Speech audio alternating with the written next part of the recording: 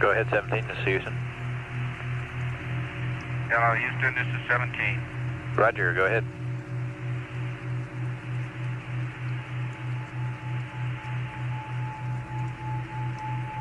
Houston, go ahead.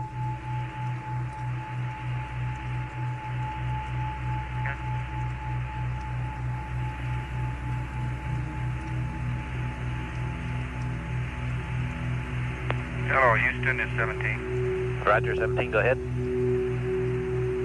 Roger, 17, go ahead.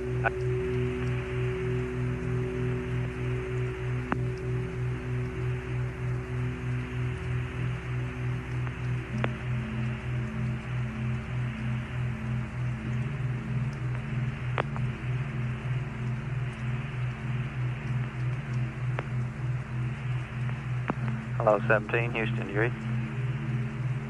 Honeysuckle Comtech, Houston Comtech, net 1. Goddard voice, Houston Comtech, net 1. Goddard voice. Roger, Goddard, I'm reading you loud and clear. Honeysuckle, I'm not getting to him. Hello, Houston, this is America, over. America, Houston, stand by. If you read us, don't change anything in the cockpit yet. 17, Honeysuckle. Roger, Honeysuckle, I read Hello, you. Honeysuckle, 17's reading you loud and clear. Roger, we have a comm outage. I'll be right with you. Okay, very fine. How are things down there today? Fine, your weather report was beautiful. The call this morning. Your country looks beautiful from here.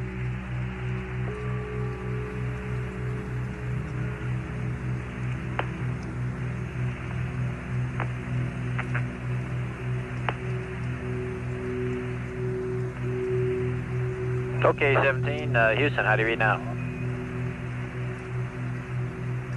We got you, Bob. Okay, that was our network problem, not your problem on board. Okay, thank you. I just figured out what happened to my PTC here.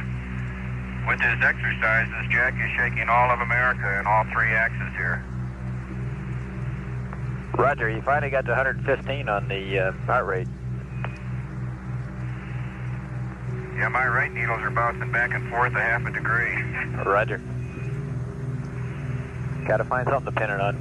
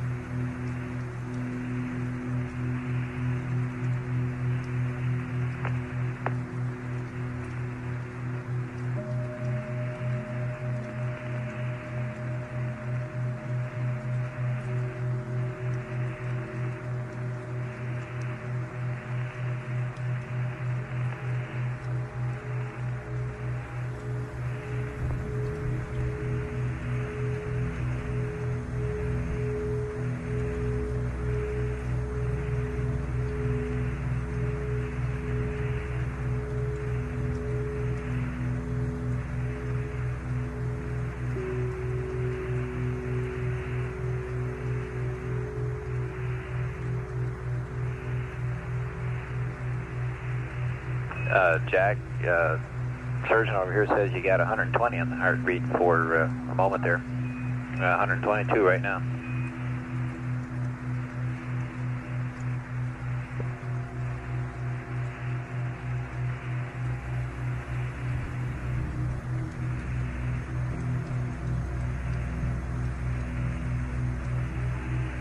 Okay, 130, Jack, 130.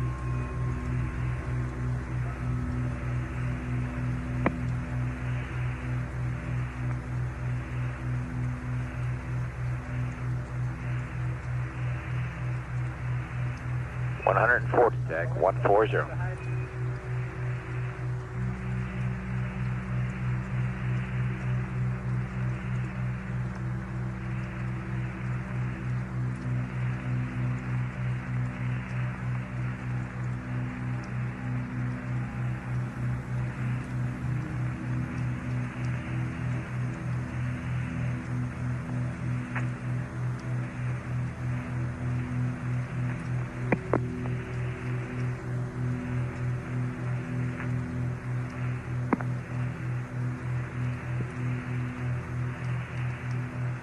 The numbers reported to Jack Schmidt by Capcom are his heart rate.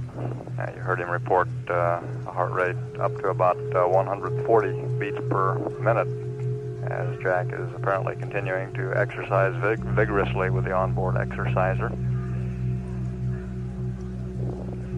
This is aimed, among other things, at keeping the cardiovascular system, which tends to get lazy in zero gravity, in condition.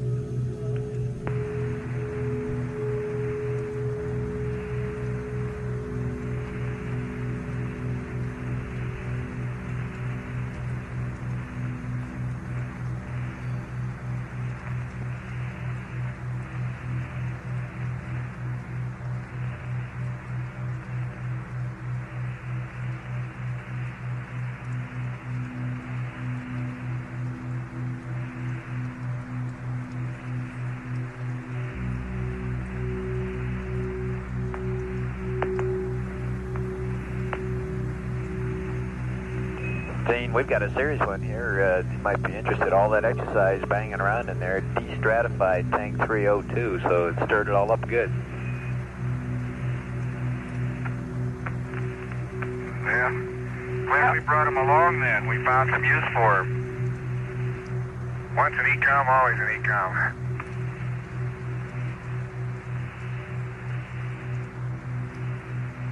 I have to create my own G in order to run in place.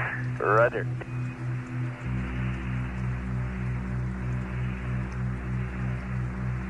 How high up did the heart rate get, Bob? We got you at 140, Jack. Were you running in place? Is that 140 was... Yeah, I was I'm underneath the right-hand couch, holding on to the main YY strut with my hands and running against the LEB. Roger, it worked real well, 140, and you were running in the mid-60s, so you picked up about almost 70 beats there, no problem. Surgeon is very happy. Well, I'm happy too. You know, it took a while to find a technique. I got up to 90 with just isometrics, pushing against the couch, and the running is obviously what it takes. Roger. But I don't, Bob, I really don't feel, I just lost it.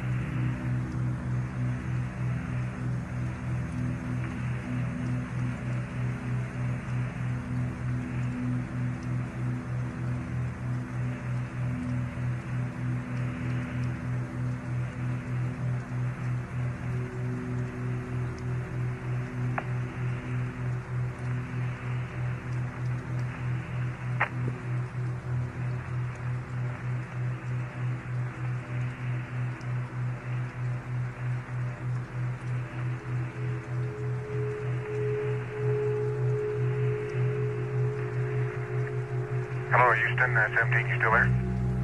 Roger, we're with you. We had a little comm problem there as you know, coning on this as we're changing on the antenna, but we're with you. Okay, what's the heart rate right now? Right at standby.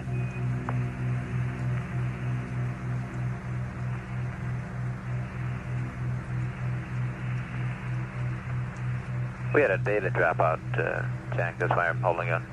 And it just came on, and we'll tell you in a second here. About 60, Jack, right about 60 even.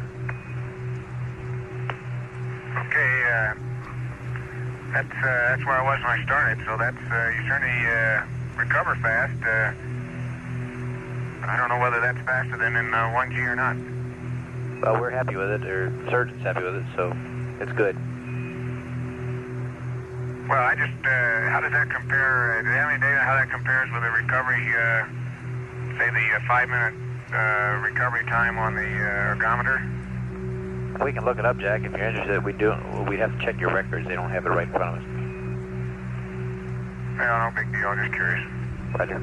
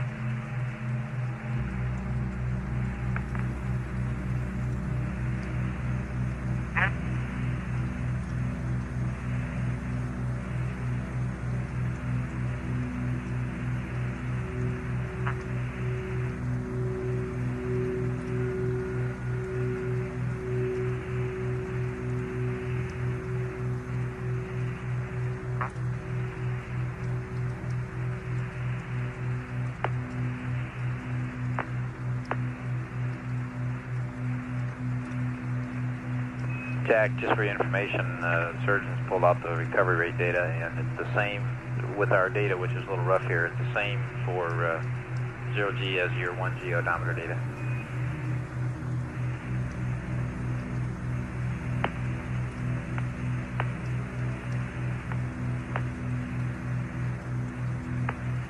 Okay, that's very interesting. Roger.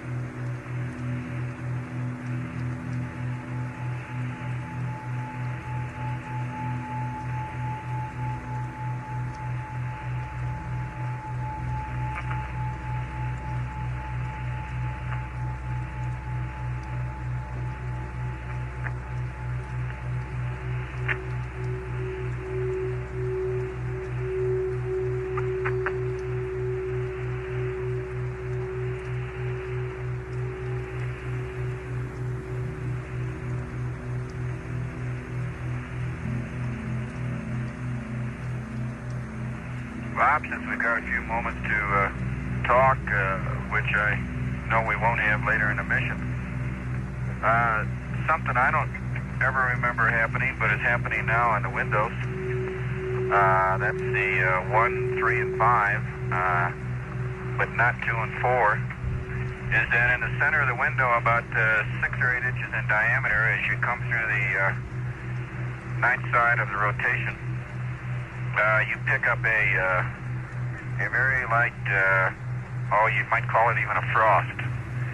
Very light frost on the window, more like a moisture frost, film of moisture or film of frost, not very thick like crystals at all. As you come through the sunlight, it tends to sublime away, but you never fully lose it until you go back into darkness again. The very artistic, definite ice crystals that we had on my number 1 window over here yesterday, I think we reported to you this morning that they were gone or they sublimed away. But the impression they left on the window is still there. It's very sharp and it's very evident. Roger, we copy that.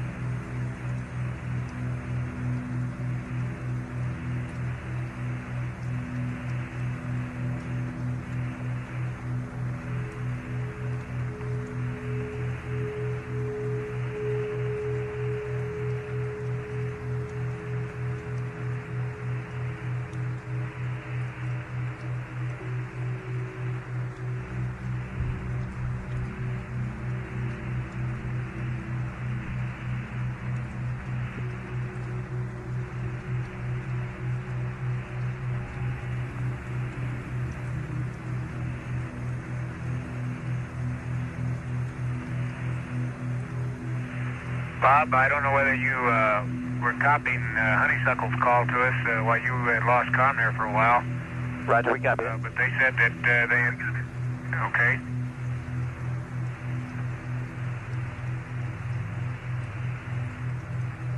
Kind of concurred with your weather report there, Jack. Yeah, lucky guess. I might say that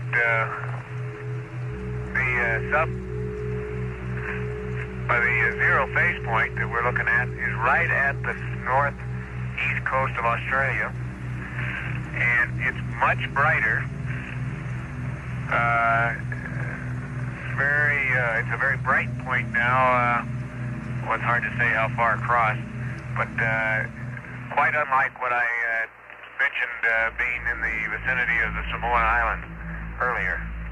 And it's right at the shore, and it could be just that the shore area has somewhat choppier seas. So maybe the brightness of that point is a function of sea state, although I don't know exactly what type of seas it would take to brighten it up. I suspect choppy seas are better than long swells.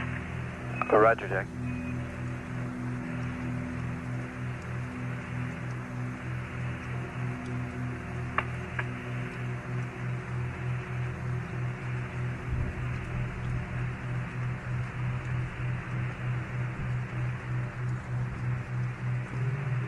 That front seems to have slowed down its progress. It's about in the same position, possibly slightly farther north than when I started talking about it this morning. The wave that seems to be developing off the south west coast of New Zealand is much more pronounced than it was. Definitely seems to now have a slight cyclonic pattern, clockwise pattern, and I wouldn't be surprised if next couple days that moves along the front over towards Sydney, and maybe a little farther north than that Brisbane's probably more likely. Roger, Jack. Yeah, except I got the movement wrong again.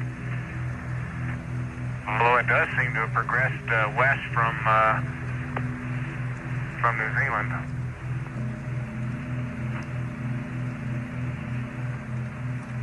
Roger. I take back what I said about forecasting Sydney's weather. I think I would suspect that would move to the northeast like... now that I look, it seems like an earlier front, which is partly dissipated, had the same kind of motion and now lies considerably north and east of the one I've been talking about. Roger.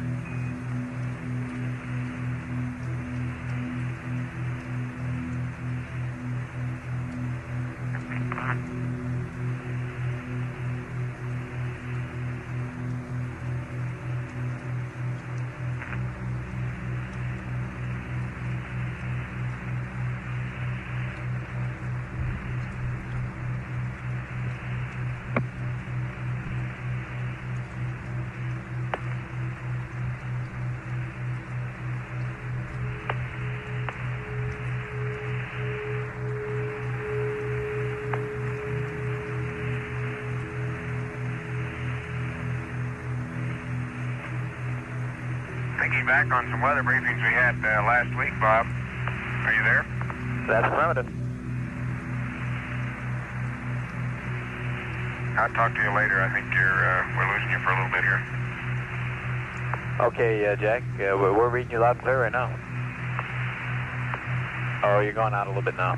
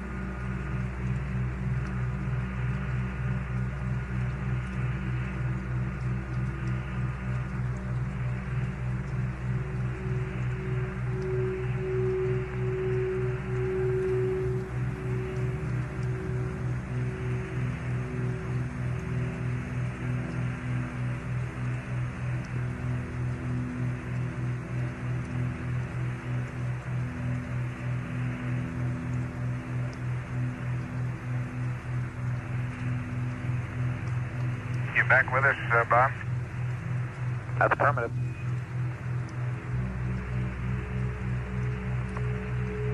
Okay, I was going to try to recover there from that last few statements. As I recall, the weather briefings that we had at the Cape last week, that talking with Ken Nagler and Jim Nicholson down there, that the patterns we were seeing from the satellite pictures and their forecasts, or analysis anyway, charts in the New Zealand part of the Pacific, those waves formed along the front would move north and then curve east. And that appears to be the pattern that was visible in one of the older fronts. And I suspect if that pattern would hold with the way that's developed off the right on the coast of New Zealand now, that it might move on up the western coast of New Zealand. We'll probably have a chance to watch that the next few days and see what happens to it. Roger, Jack.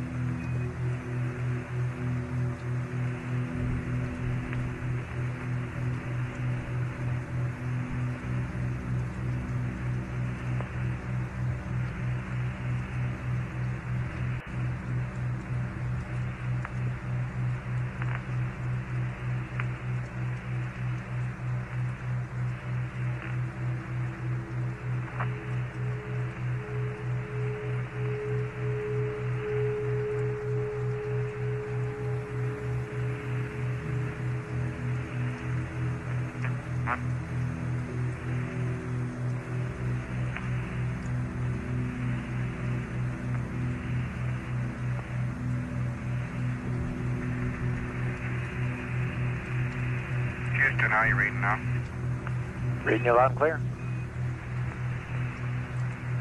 Okay, Bob, as I look at the clock, we're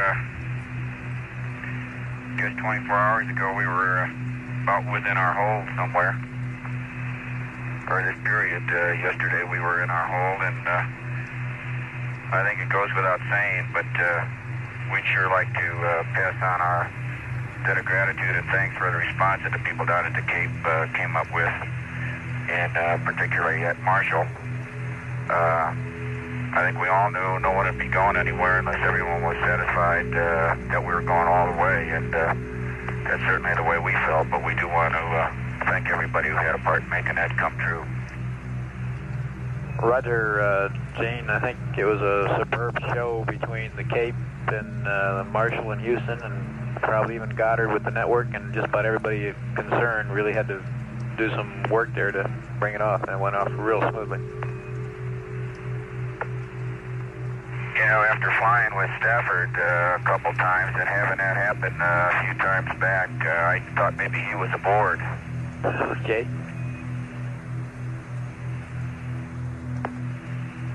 I think that was the first for getting the Saturn V to 30 seconds before ignition, and or rather, actually 30 seconds before liftoff, and holding there. It got mighty quiet on board about 30 seconds. I sure imagine. We all felt like old hands the second time around, though. Roger. Bob, I've been to that 30-second count one other time, and it's no different the second time around. Roger. But we do appreciate the work, and I think it's typical of what made this manned space program such a super program, the response of people like that. We concur with that, Gene, wholeheartedly.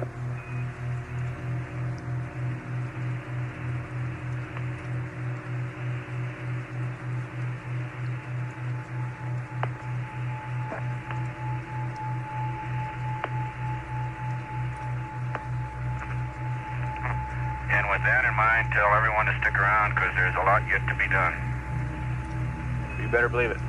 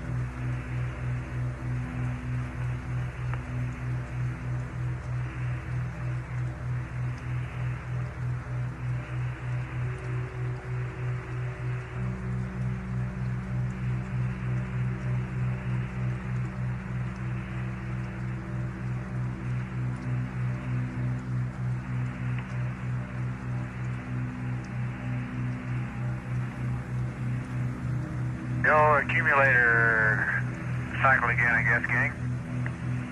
Roger, we're seeing it.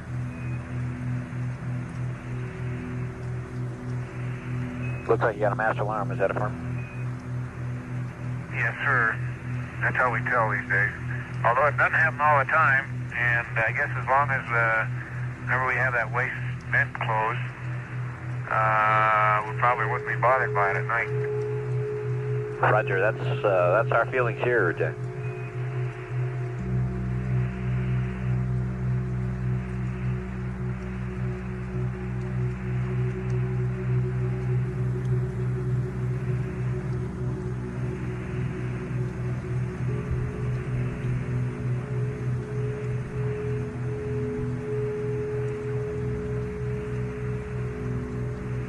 Say, Gene and Ron, I talked to your fowls on the phone here a little while ago, and they gave me a very interesting observation you might appreciate. They were standing close to some water when launched, and they noticed that when the booster lit up, something scared all the fish because the water literally began to boil with fish jumping from the light, I guess, or from the shock wave, something. It was made a very distinct impression because that's the first thing both of them told me about. That's pretty neat. It's a neat way to go scare up the fish, I guess. Right.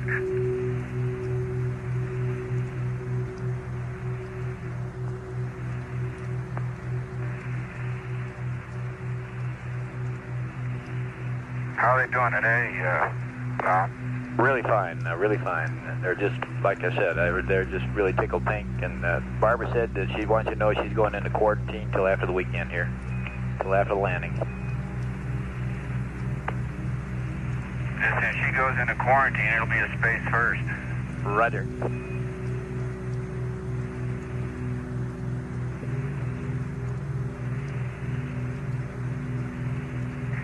You got to be careful now. You know what to tell them. Go ahead, Bob. You got to be careful now. The hot boxes are open. The hotlines are open at the houses there, so everything you say is being listened to.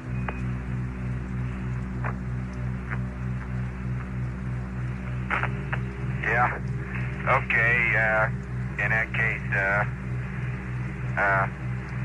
just want to say hello, and we're having a super good time. Looking forward to what's coming, and we thank you for the news, Robert.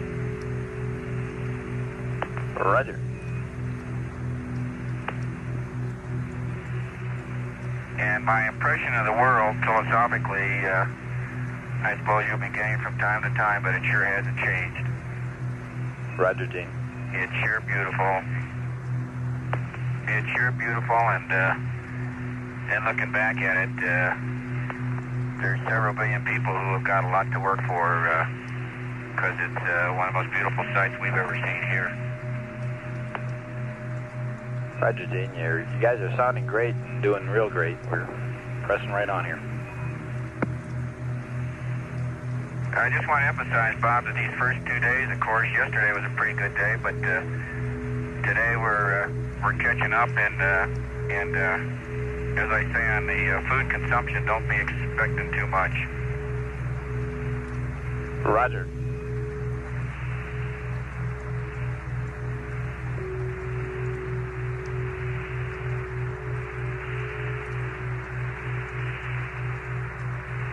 Acclimation and familiarity and stowage and preparation and enjoyment and relaxation are really the call of the day today, which is probably the most ideal day in a flight plan to put it, because it's probably the only one we'll have. Roger. Not that they aren't all going to be enjoyable. Hey, Bob, your hourly weather report is due, and I'll wait a while. I keep losing your comm. Okay.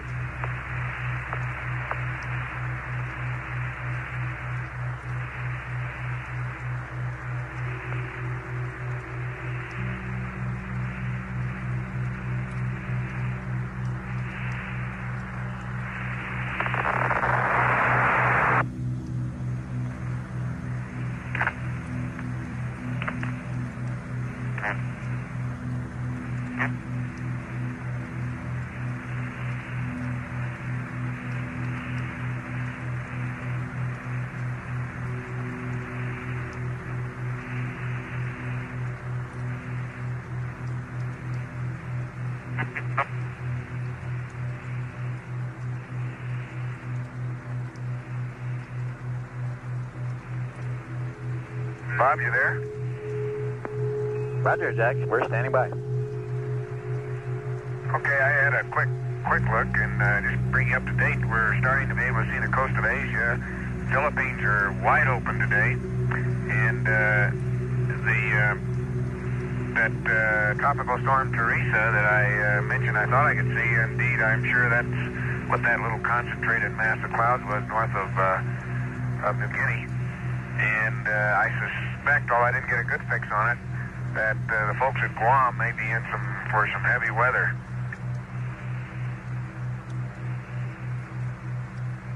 Roger.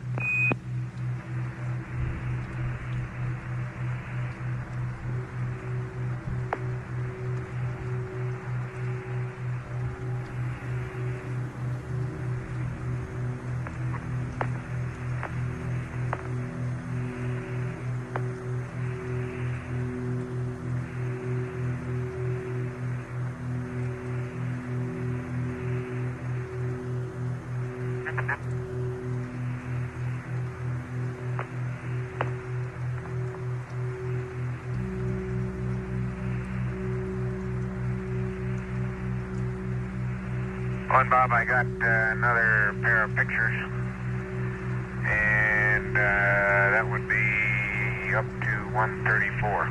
Roger, that's on November. Is that affirmed? That's from. Real good show.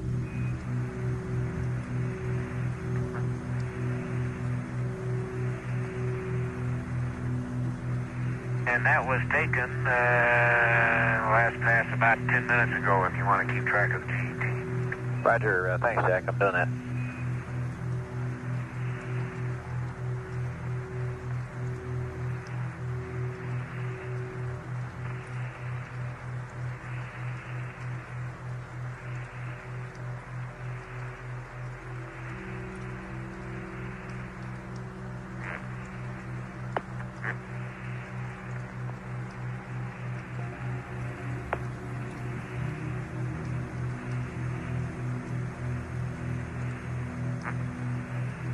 Just for some information for Ron in particular, we've evaluated the data from the mapping camera and the pan camera cycling there, and it looks real good. Everything looks right normal. Okay, that's outstanding. Good deal.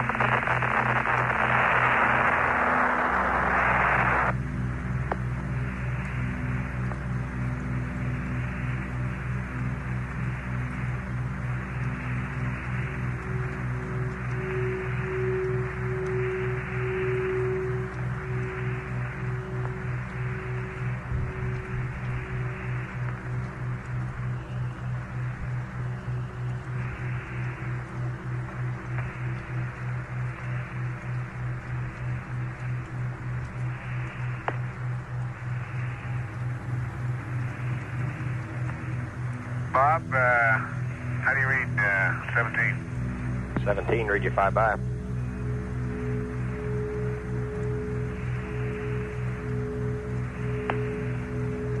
That's the strangest sounding Bob I ever heard. He's taking a short break. Okay, good. Nice to talk with you. Hey, I don't know whether you were around, Gene, the other day when I was talking about the circulation patterns around Antarctica. We were looking then at the Indian Ocean, or actually South Atlantic and the Indian Ocean region. And you see the same pattern in about the same latitude, say 60 degrees south, where all the linear cloud patterns, which presumably reflect the various cold fronts, are arcuate with their convex sides, or more actually almost pointed sides, all lined up in a west to east direction around that latitude. It's quite a spectacular period circulation pattern. And the little wave that I mentioned on New Zealand seems to be beginning to form another arrow or another convex point on that front that's fitting right into the same circulation pattern. Okay, copy.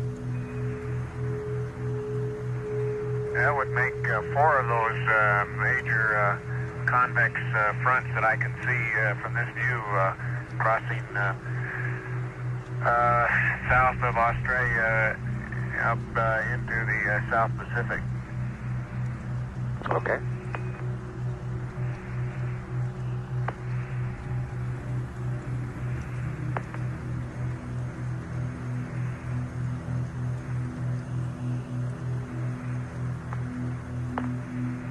On that tropical storm that was Teresa, I don't know whether they're still calling it now. I'm not sure. It may be a little south of Guam. Guam may not be in trouble with that one.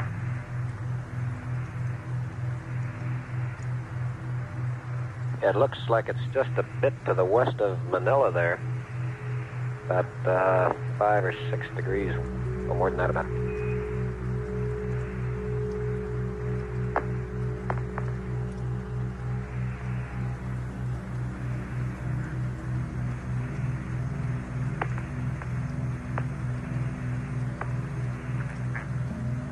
Looks like it's about 5 degrees west of Manila and about 5 degrees south. And it is still called Teresa.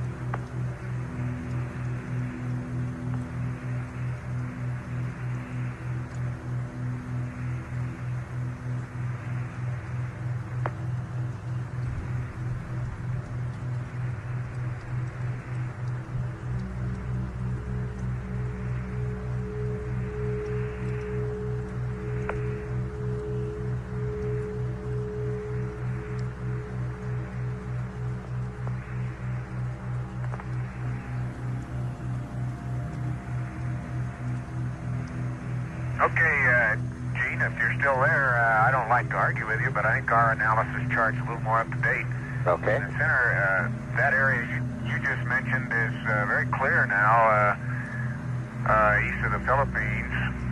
Did you say west or east of the Philippines? West of the Philippines.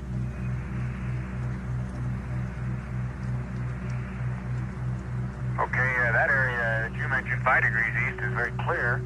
And the center of the what appears to be the storm that I'm speaking of would be about 142 longitude and maybe 8 degrees north latitude, Okay. which would put it south of Guam. Okay, yeah, you're over in the area between Guam and the Carolines then. Say again, Gene? You're over in the area between Guam and the Carolines then. You're saying it'd be just about due west of the Caroline Islands. Okay. Yeah, you're probably looking at I don't know, maybe a 12-hour-old Prague or something? Yeah, that's the one I had for launch day. Okay, well, it's moved quite a bit now, and I guess it's the same storm.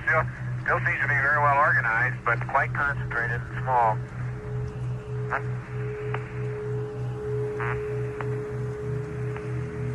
Okay, I'll get a new prog in and compare your estimate there. Yeah, I think that's pretty good. Those 142 and 8 degrees would be pretty good center of that storm. I've got some pretty good I can see Mindanao, and I can see the, let's see, just a second, what is that on Australia?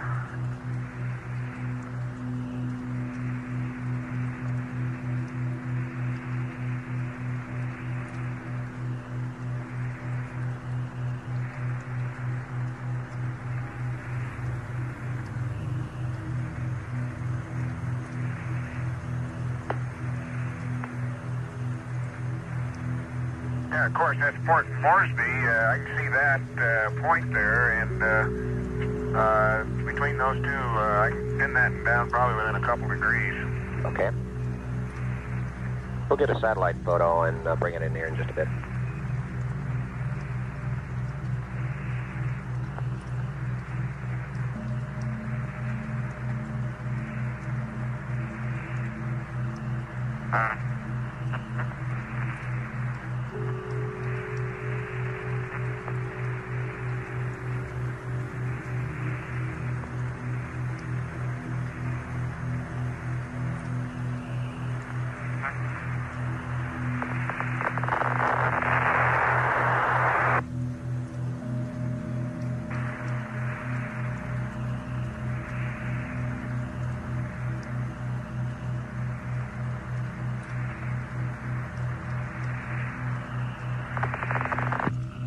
The conversation over the past few minutes has been between Flight Director Gene Kranz and Jack Schmitt.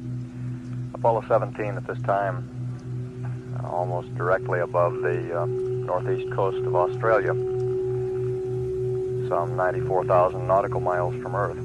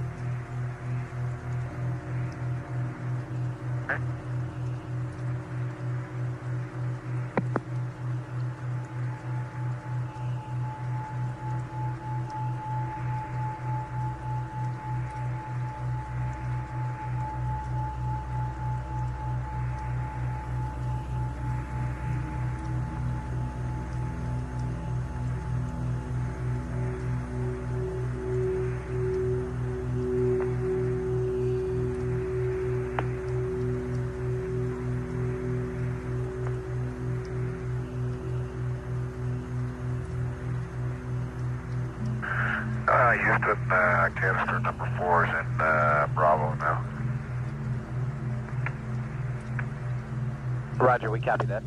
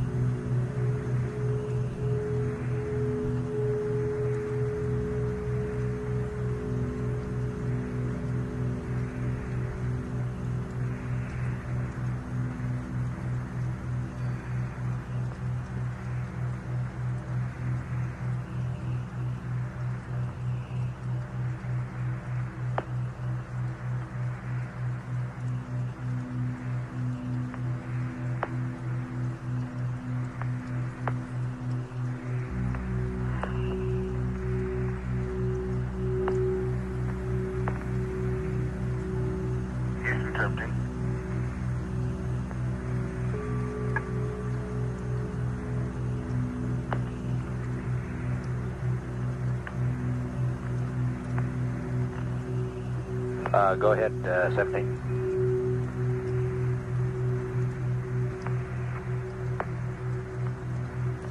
Okay, Bob. That storm just off the southwest coast of New Zealand is still intensifying and has both high and low level clouds, as you can see by shadow lines. It looks like it may grow into a pretty fair storm system.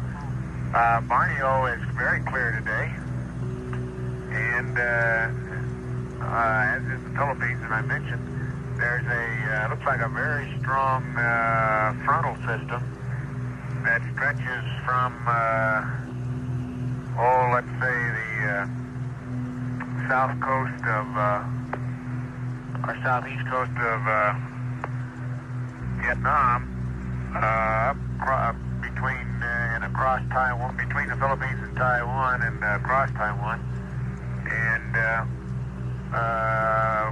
right along, and I can't tell, I think just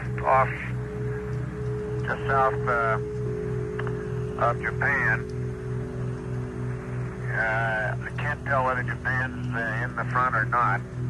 I'll look at it some more. The strongest storm center that I can see on that is way north, and probably Hokkaido has a fair amount of weather from that storm system.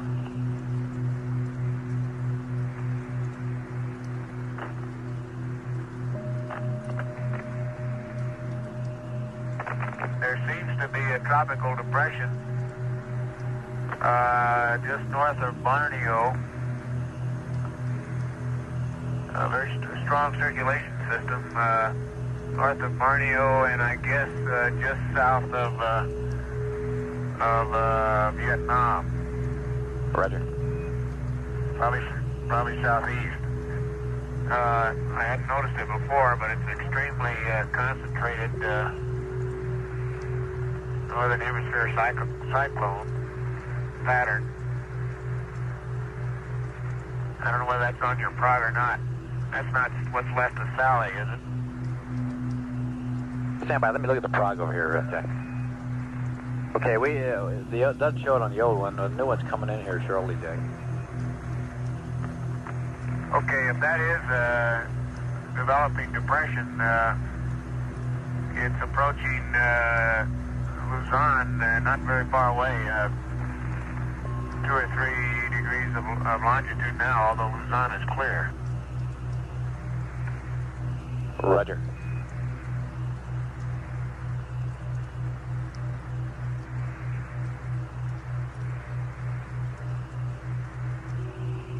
I can see Korea quite well, Bob. It's clear today. Yeah, we've got the front, the leading edge of the front on our prog was past Korea and on Japan, and you've got it moving quite a bit further east there. Well, I'm not absolutely sure.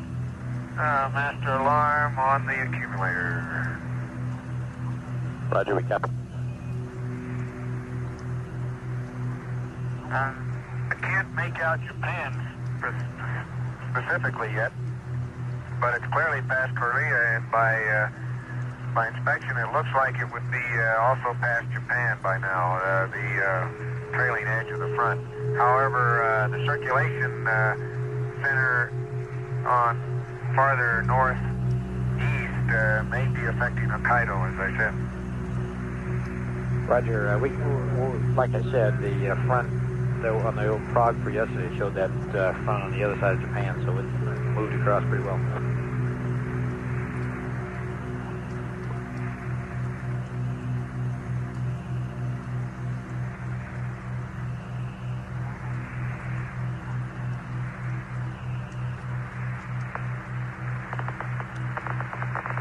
As I recall, they had a tropical storm called Sally that went into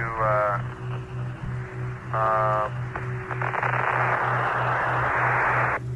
few days ago, and so I suspect this new one that I think I see between Borneo and Vietnam may be something else. A new depression, or I may be fooled by it.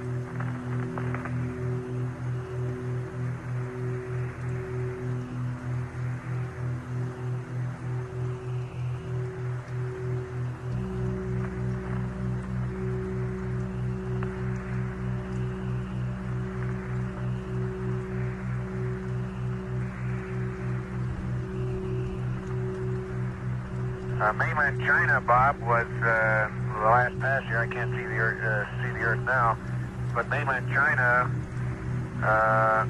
looked like it was clear as far as I could see. There might be another front quite a ways inland, but that gets right at the limb, and I can't tell. But Korea, Yellow Sea, and the regions of China south of there, Shanghai and Nanking, and those places are look as if they're quite clear today. I'll check that again next time around. Roger.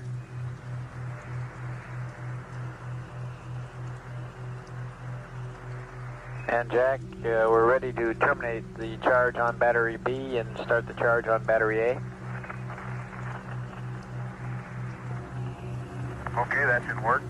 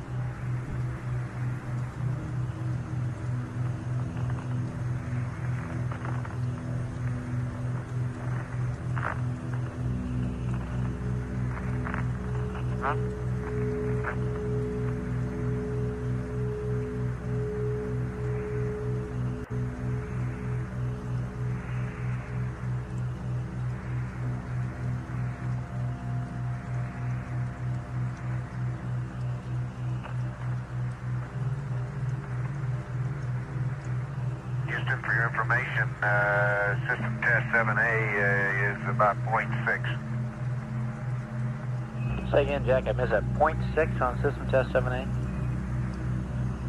That's from battery compartment pressure. Thank you, Jack.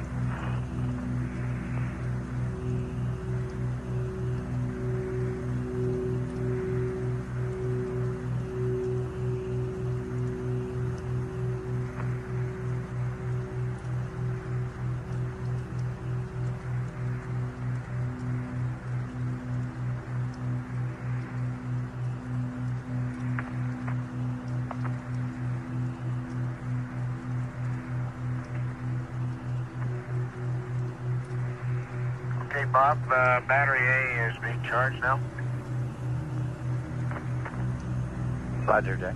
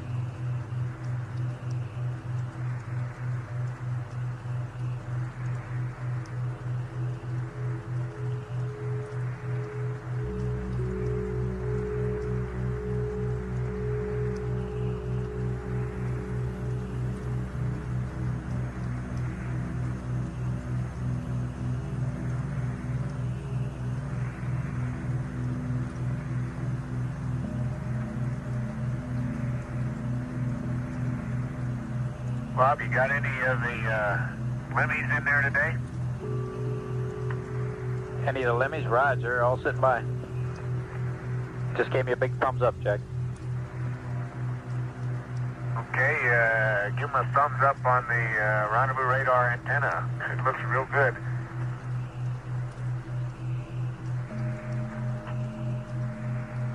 Roger. I'm nose to nose with it practically here at about 2 feet, and it's extremely clean. And see absolutely no sign of anything abnormal with it. Roger.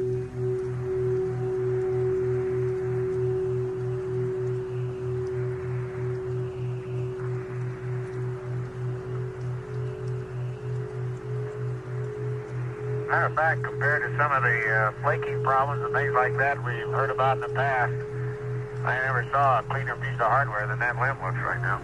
Roger.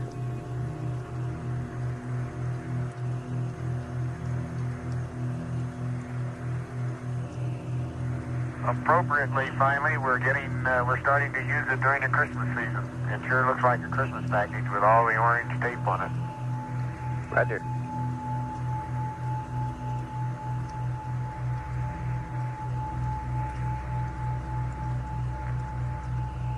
Ron, we got your noun 05.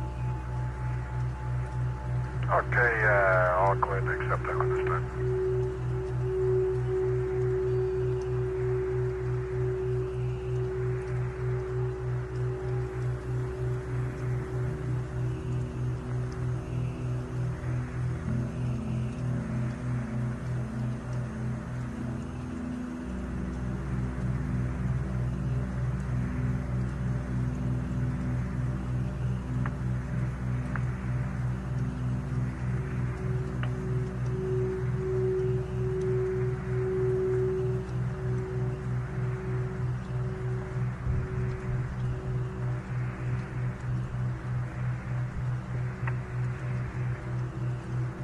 We got the 93s, Ron, and you can torque.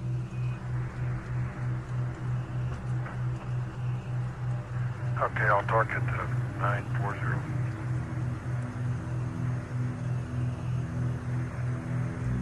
Okay, we got it.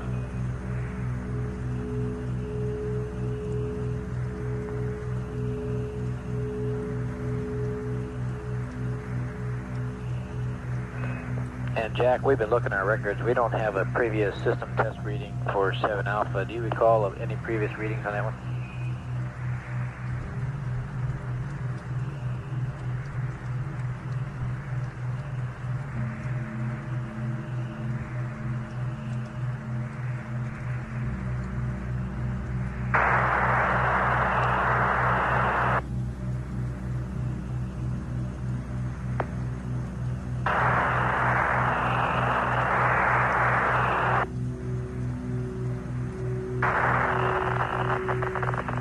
Like another accumulator cycle.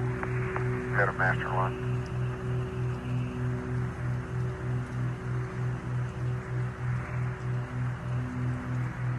We dropped data just in, Jack, so we can't concur or confirm it. Yeah, it's exactly the right time. Right.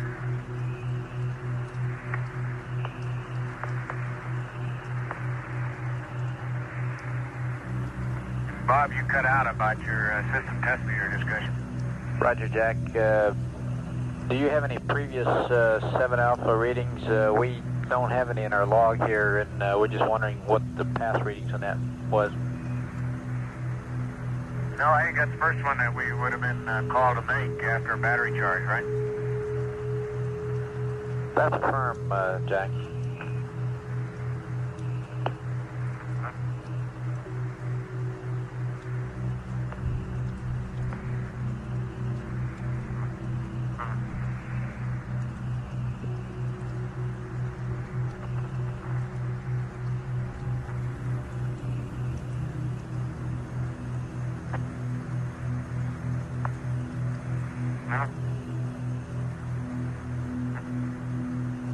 Go ahead, Jack. you're coming in very weak. Well, I didn't intend to be transmitting. We were just discussing the battery vent and things. We may have missed something in the dump checklist. We'll check it out. No, sir, we don't think so. We just thought maybe you might have read it earlier. Oh, yeah, you want the battery vent. It should be closed now, right? Stand by, Jack. Okay, Ron says it ought to be open. That's So, affirmed. let me check It should the be open. checklist. There's no question about that. It should be open. Okay, it's open. There's no problem, Jack. It should be open, but the value appears a bit low to us, and we'd like to read it again before you go to sleep. We may want to close it.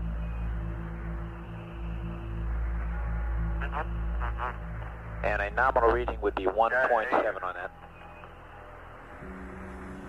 Okay, we closed it when we were doing all our dumping some time back and neglected to open it again. So it was closed, and I gave you a reading, and it has been closed during some 2 hours anyway. I'll figure out how long. Okay, we copy that.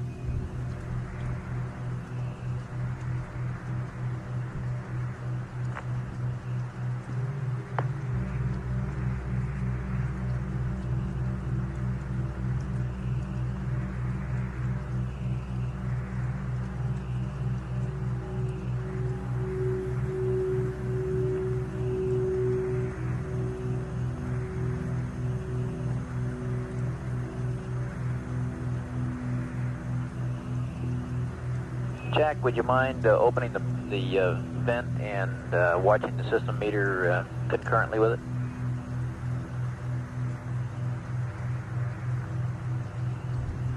Stand by.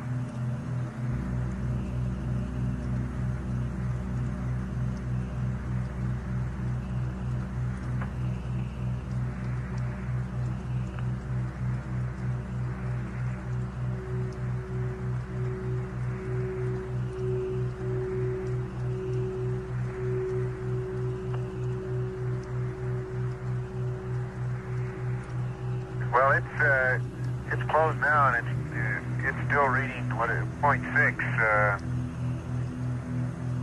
You want us to open it again? Raj, open the vent and... I mean, it's open now. I'm sorry, Bob. It is now open and reading 0.6. It read 0.6 when it was closed. Okay, just leave it open now. Okay. And we will want to still check it prior to your sleep period. Okay.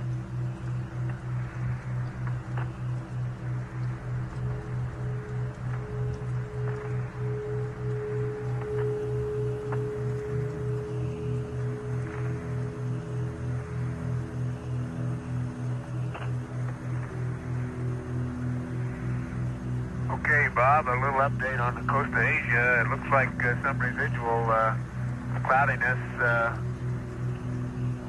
would be affecting the Busan region of Korea. And also, that's residual after the frontal passage. And it looks like maybe Shanghai, after all, may have some storms associated with it, but it's really hard to pick out exactly the exact coastline of Asia. But there are some clouds in the Yellow Sea behind the front. Look like they might be possibly some high cirrus as well. Jack, do you still see that storm that you said was sitting between Guam and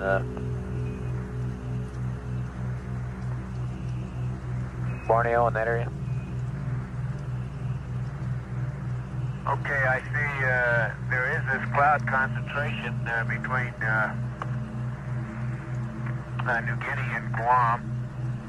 The more I look at it, the less well-developed it appears to me compared to some of the other circulation patterns.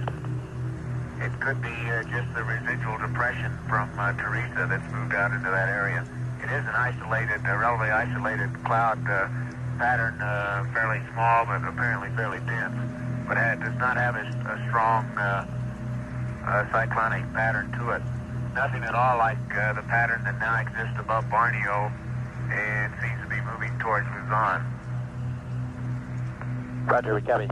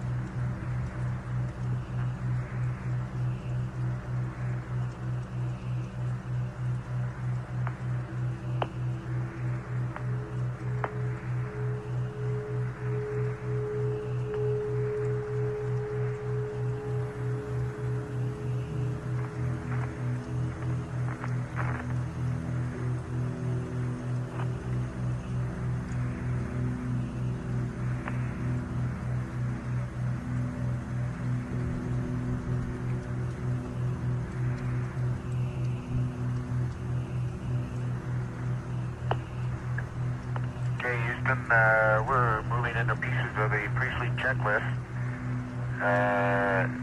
Here's some onboard readouts for you. Battery C is 37.0. Pyrobat A 37.2. Pyrobat B 37.2. RCSA 9.5. Bravo 9.4. Charlie 9.4. Delta is 9.6.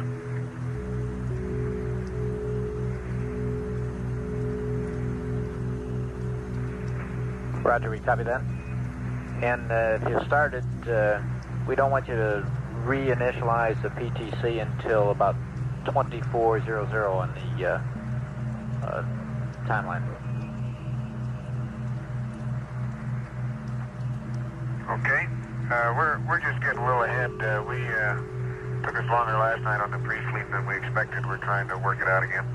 Yeah, we don't want to. We want to terminate the waste stowage vent at that time because we think that that vent is what's contributing to our PTC coning. Okay, we're not really ready to go to sleep yet, but we're just moving ahead. Roger.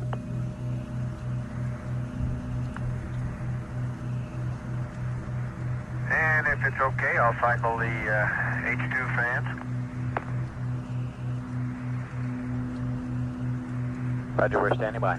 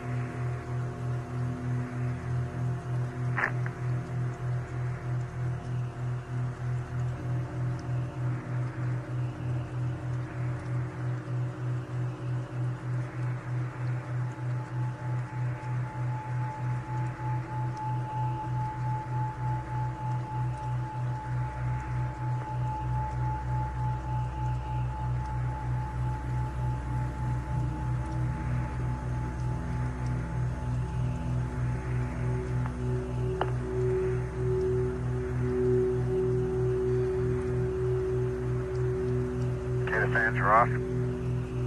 Roger.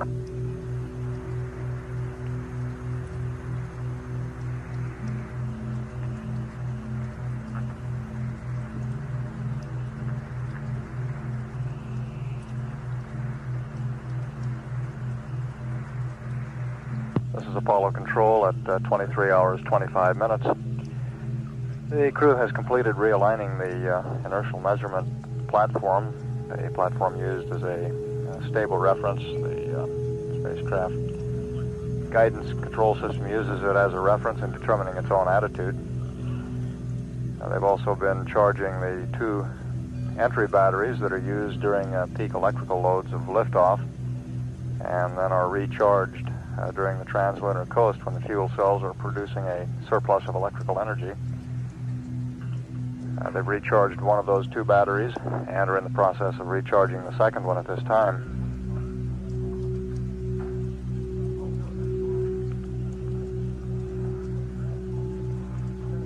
And you heard the crew describe going into their pre-sleep checklist, getting things aboard the spacecraft configured for the sleep period, which is scheduled to begin at 25 hours ground elapsed time, or a little more than 1.5 hours from now.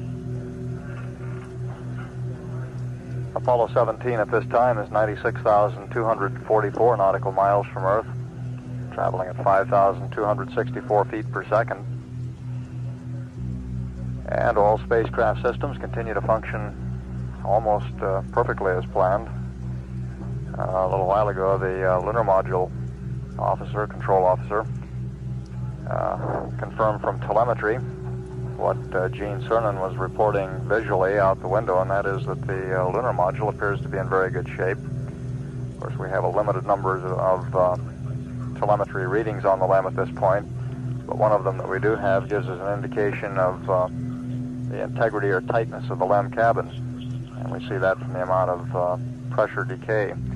It appears to be a very tight vehicle.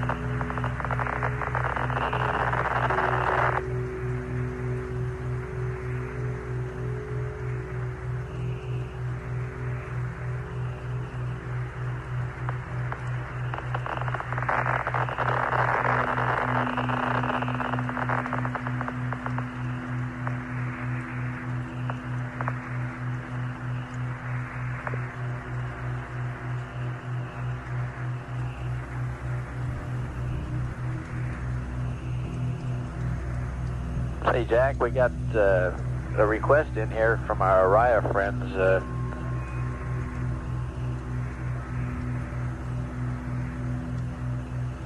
Go ahead. They were just wondering if you're looking out that way, if you could give them some sort of an update of what the weather in the Wake Island, Kwajalein, the south of the Wake area looks like. Okay, let me work on that one. Okay.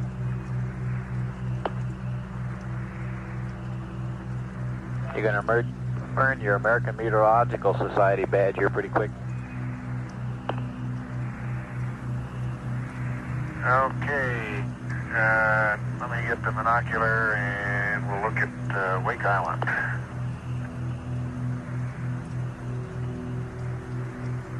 I miss having all those nice latitude and longitude lines on the globe. Yes, sir.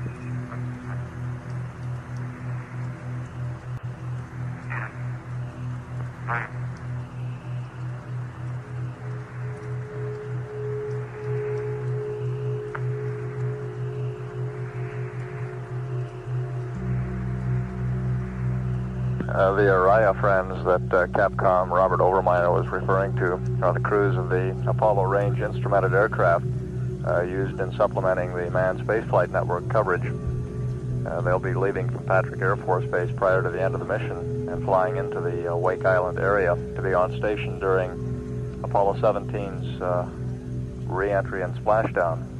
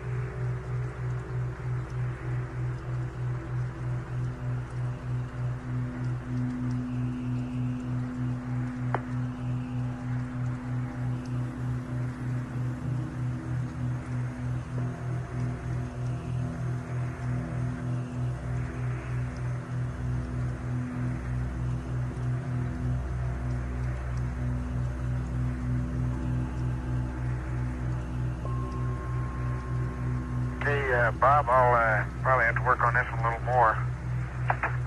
But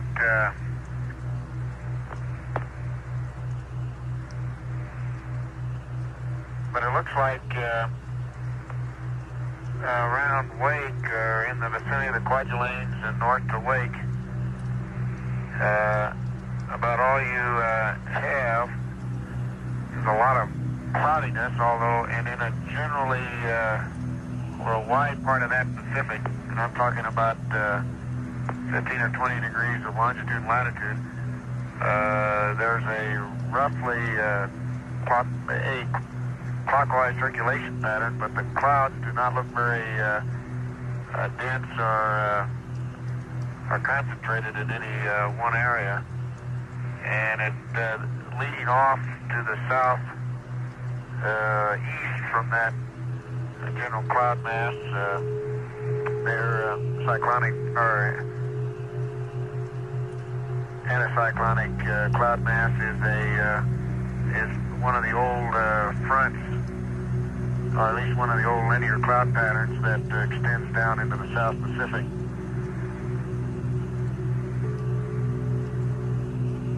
Roger, Jack. I'm sure the riot troops are listening down at Patrick and caught all that. Well, my guess is, Bob, and it's purely a guess, is that they're probably, if they were out there right now, would be experiencing intermediate layer clouds with scattered showers and not too strongly developed circulation system, so I can't predict the winds, but I wouldn't expect them to be anything what might be down associated with the remnants of the tropical depression Teresa. Now that Teresa, what's left of it, if I'm correct in picking it out there, probably is moving in that direction, although it looks weak enough that right now I don't think it'll be any big problem, and it may in fact go south of there. Roger, the frog I got in my hand for 3-hour-old weather has Teresa located just about in the Manila area. Did you concur with that, or do you think it passed the Philippines? Well, I don't. Manila's clear. The only thing approaching near Manila is this other storm center that now is north of Borneo, and to the east of Manila, it's clear all the way over to this little cloud mass that I was guessing might be Teresa. Roger. Well, I say this was 3 hours old, so... But I gave Gene Krantz some coordinates on it. You can look it up. Those were pretty good coordinates for that cloud mass. Now, whether that's really Teresa or not, I don't know.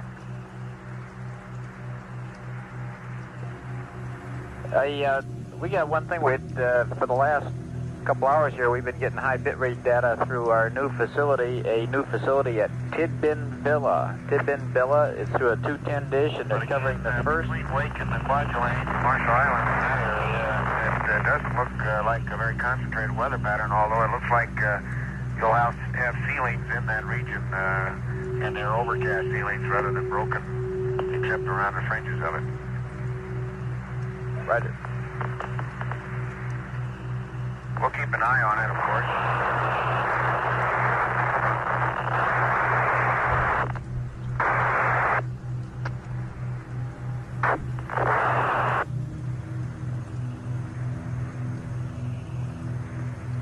Jack, how do you read us now? You're loud and clear? Okay, 17, for the last 2 hours, we've been getting high bitrate data from a new facility, the facility at Tidbin Villa, and they're working their first Apollo flight ever. You might give them a cheery hello.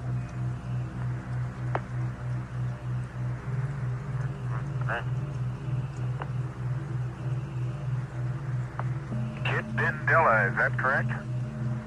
That's affirmative. Very close to the honeysuckle site. That? Very close to honeysuckle.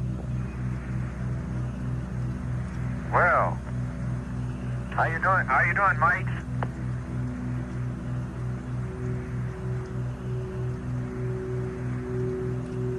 We certainly appreciate you guys being on the loop for this one.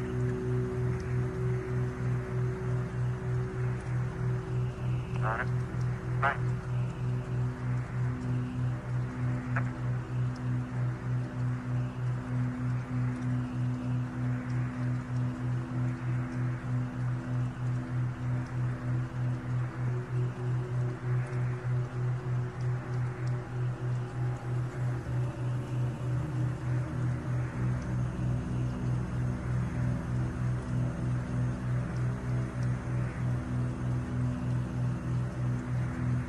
That new 210-foot dish antenna at Tidbinbilla, which is near Honeysuckle Creek, which in turn is near Canberra,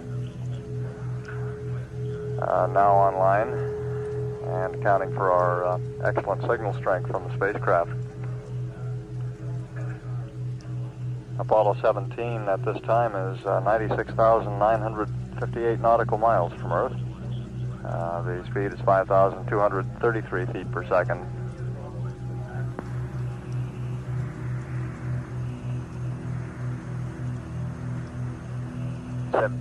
Houston, we'd like accept and we'll update your gyro drift, the pitch roll and yaw drift. Okay, you got accept and poo. Roger.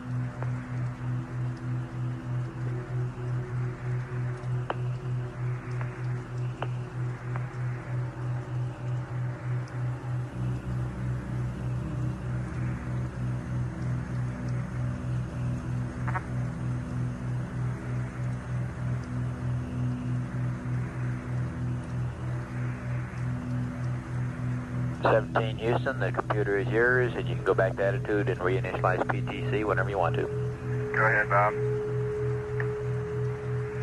The computer's yours, Gene. Go ahead, and you Marie. can go to attitude and reinitialize PTC whenever you want to. Okay, did you mean to leave the computer with verb 21 down on 1 up? Roger, that's your computer with that as you got it. Okay, that's right, that's 1462. Okay.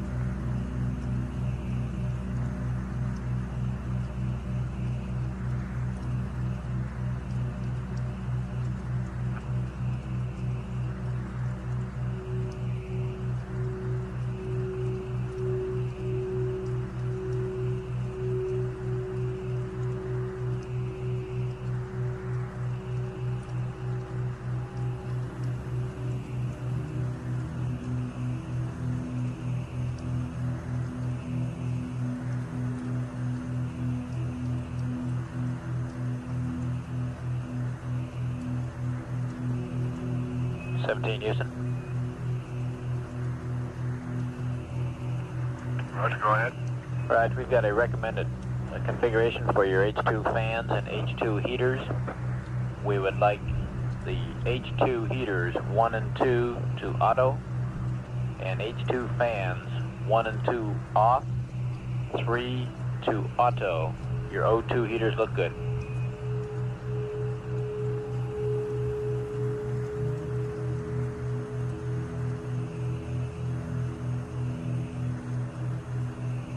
Okay, let me verify I've got these right. H2 heaters, 1, 2 auto.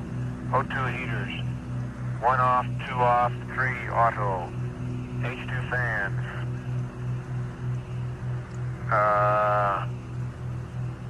H2 fans, you want off, and auto, is that correct? That's what we wanted on the H2 fans. And the O2 is fine. Okay, You got it. they're off. Okay, H2 fans, off, and auto. That's affirmative, Jack.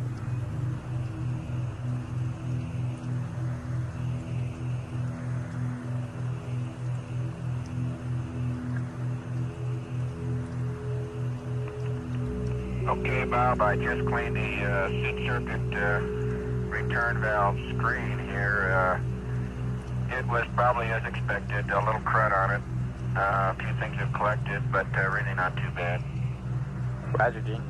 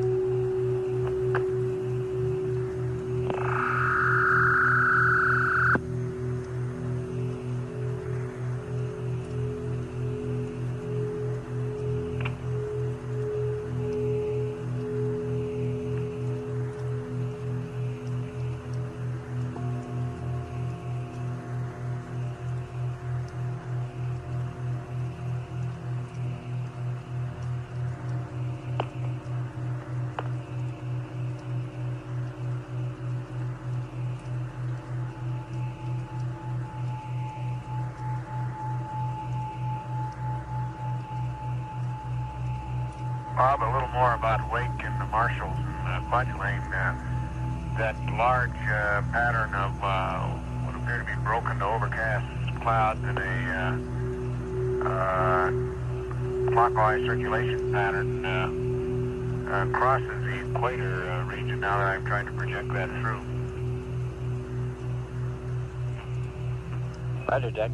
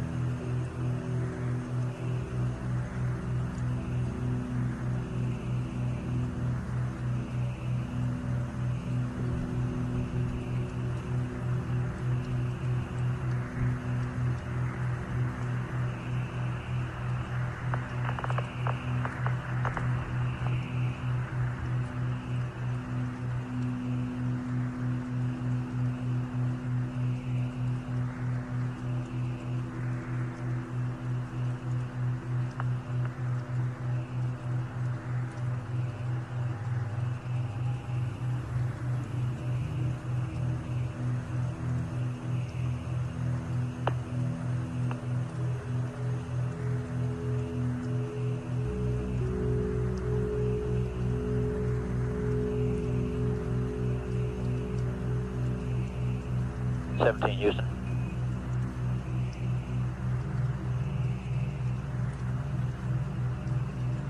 Go ahead.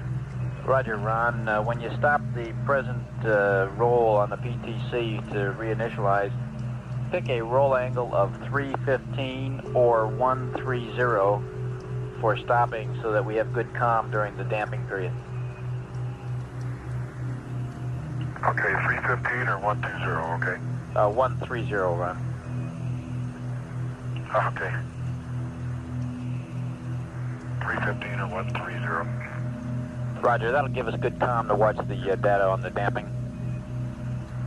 Okay.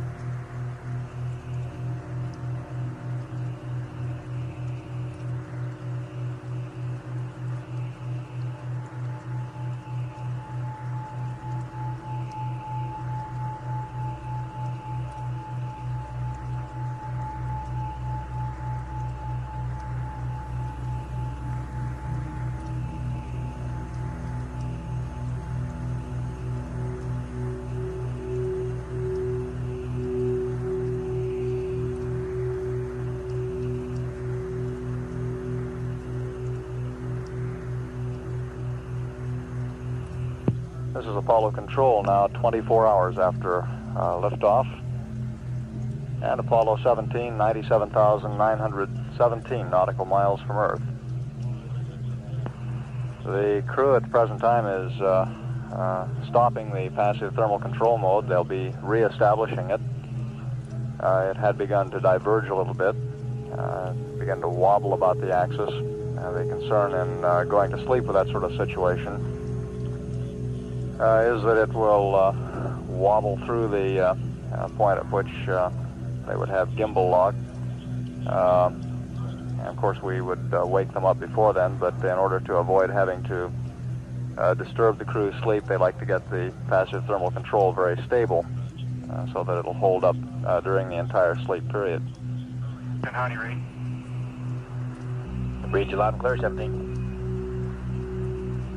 Okay, we're at 300. You want us to go to 315 yet, or is 300 going to be okay? That's good enough, Gene. And we'd like you to close your waistband at this time, please.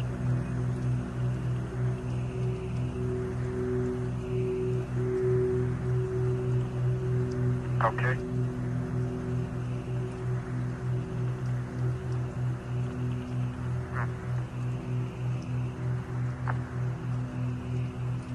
Okay, it's closed now. Roger.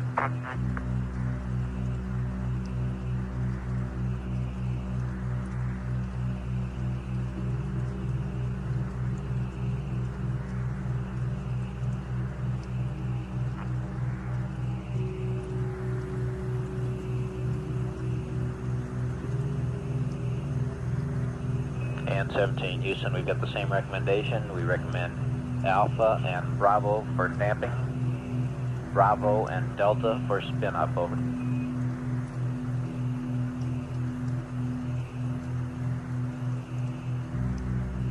So it's Alpha and Bravo for damping and Bravo and Delta for spin up. That's affirmative.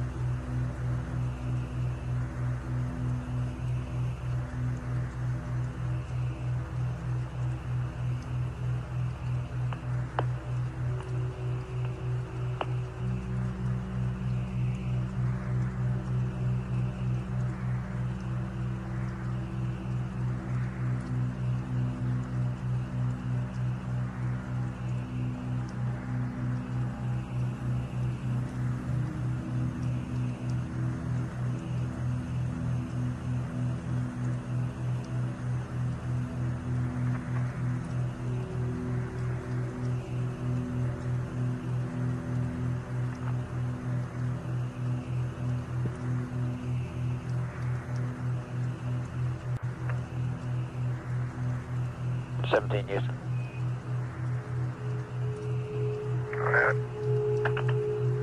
If one of you want to break out the flight plan supplement, we have a change to the E-loads on page 143 due to the change of gyro compensation parameters. If you want to copy them down when you get the supplement out. Okay, we'll give you a call. Roger, we'll be standing by.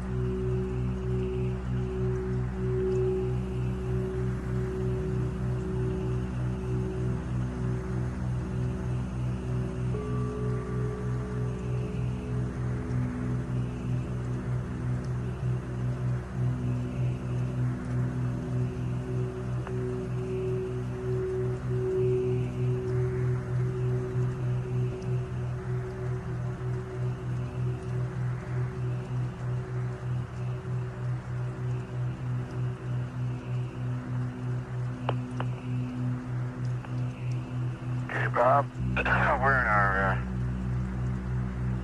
in our damping cycle now. Roger, we're watching it, Gene.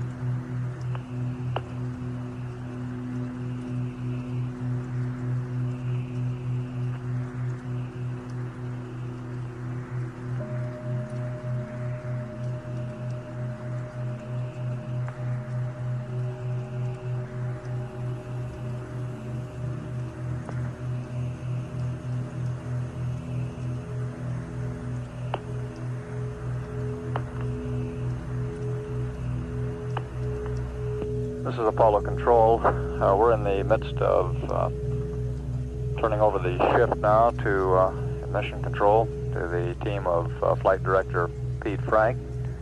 Gene Kranz and his team will be going off shift in about 25 minutes.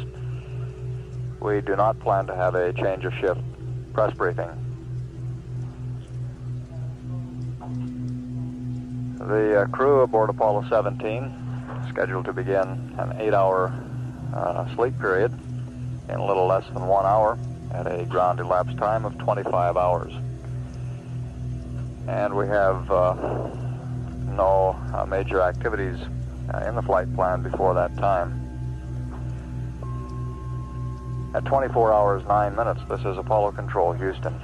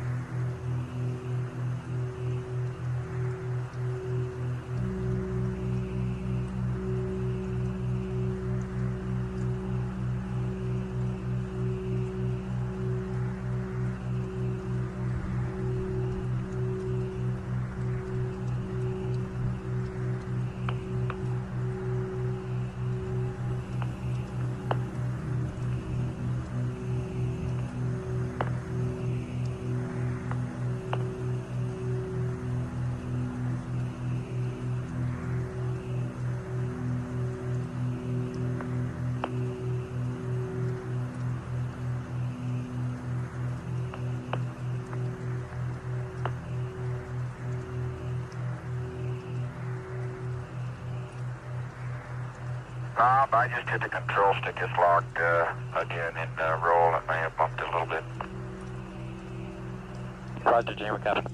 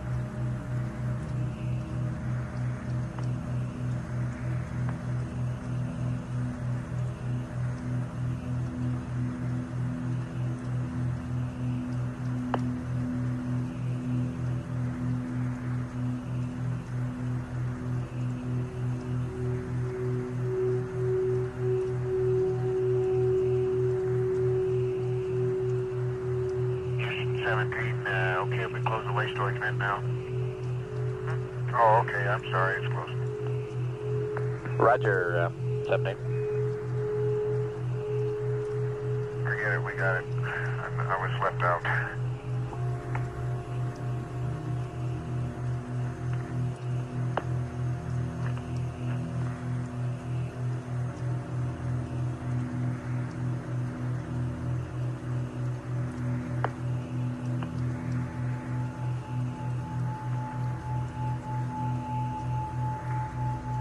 Okay, Bob, on the film status, we're still where we were, November 134. And I'll probably take 2 more pictures before I go to sleep. Roger, we copy.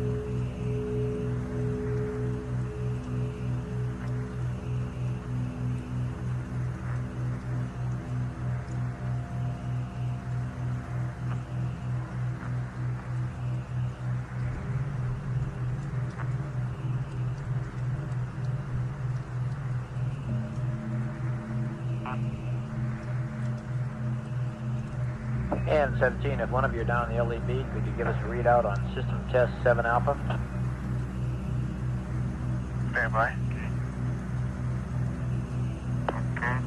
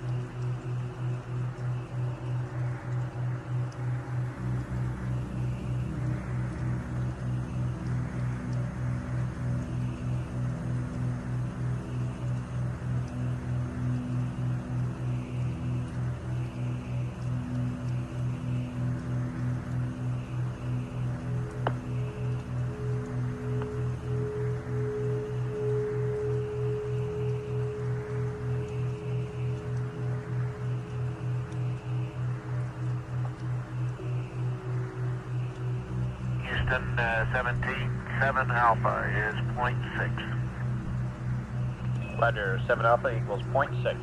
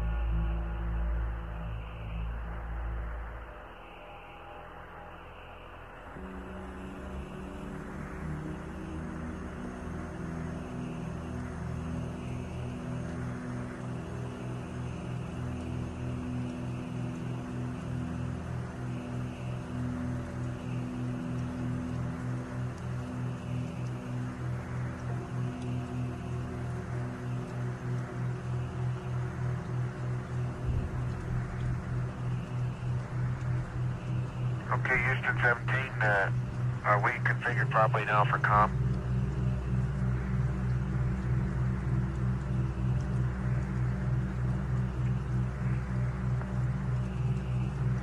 Standby, standby, check. Okay, I'm on Omni Bravo right now.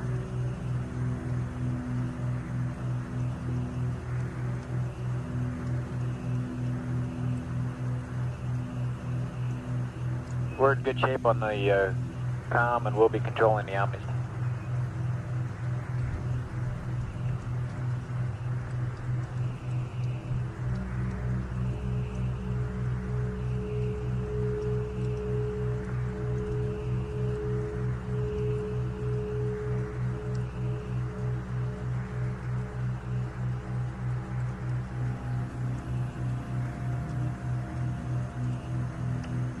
Roger, Will.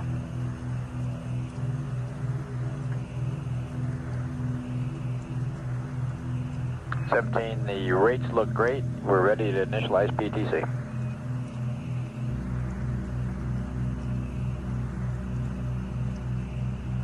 Okay, Bob.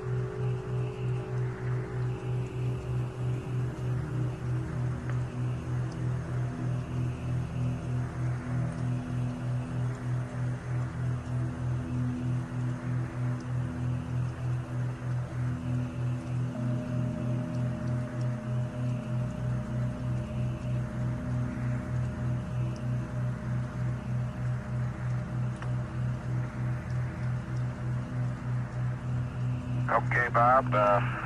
PTC is initiated. Roger, Gene, we copy and we watch the roll start.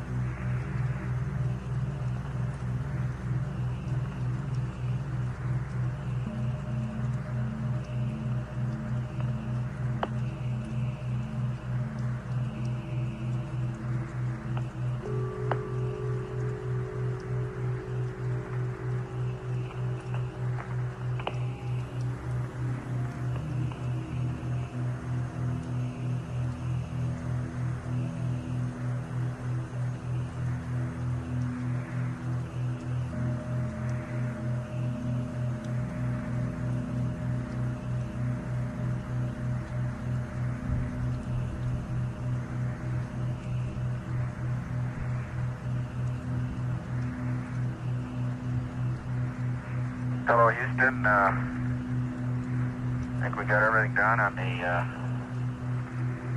checklist. The chlorine has been, water's been chlorinated. We're in PTC, and I think Jack picked up everything else. How's it look to you? Roger, Jane. Let us make a check through the room here, and just a reminder that I've got that addition on the E-loads for the flight plan supplement.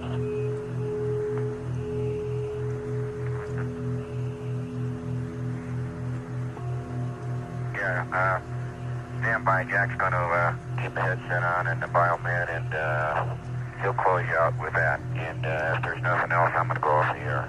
Roger, Jane. Okay, say goodnight to my friends back there. We certainly will. Hey, just so that we know, it is about midnight, right? It's about 7 minutes after midnight, Jane. Okay, just didn't want to make sure it wasn't noon. Roger. Good night there, Robert. Good night, Jane.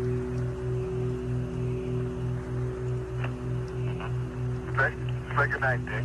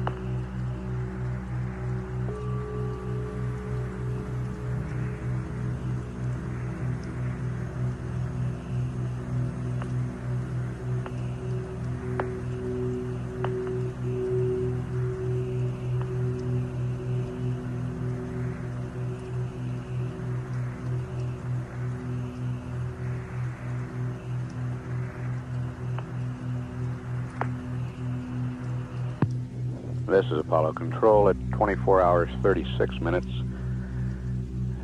As Gene Cernan says goodnight, Apollo 17 is 99,714 nautical miles from Earth. Velocity 5,114 feet per second. The lunar module pilot, Jack Schmitt, will be wearing the communications headset and the biomedical harness for the sleep period tonight.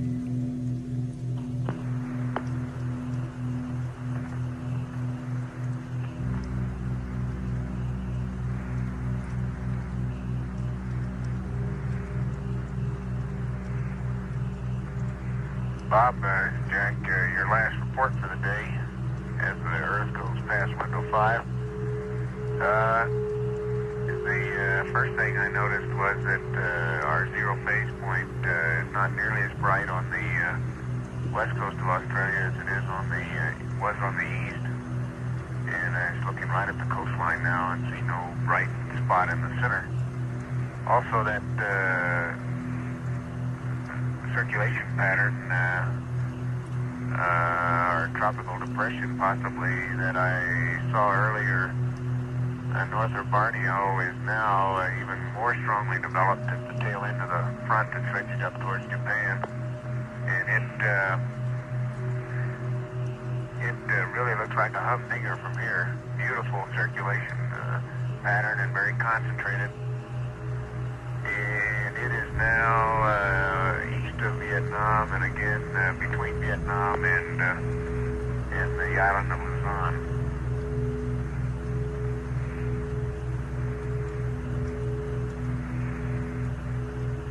Roger, copy. And I'd be very curious to know tomorrow morning if you be people are carrying that one on their progs, or on their analysis charts. Oh, roger.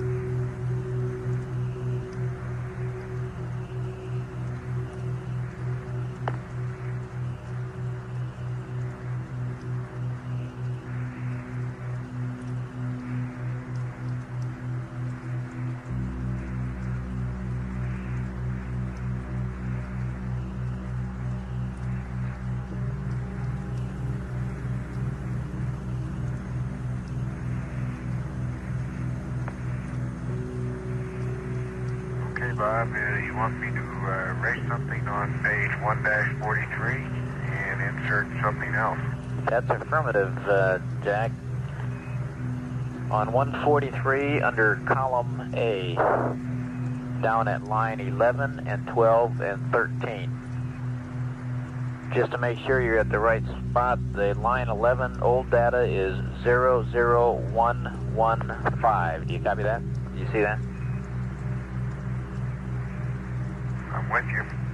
Okay, change that line to 00377. Go ahead. Change line 12 to 00050.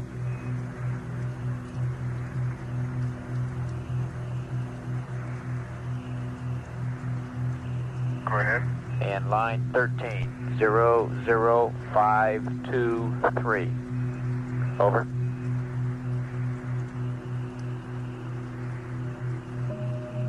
Okay, I got that, and as you might imagine, when I said erase, I did. And do you have the 04 and the 05 again, please?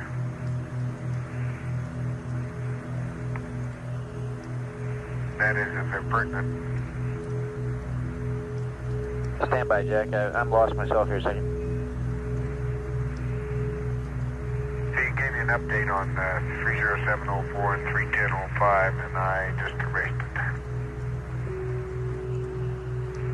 Okay, the 04 under column B is 34761,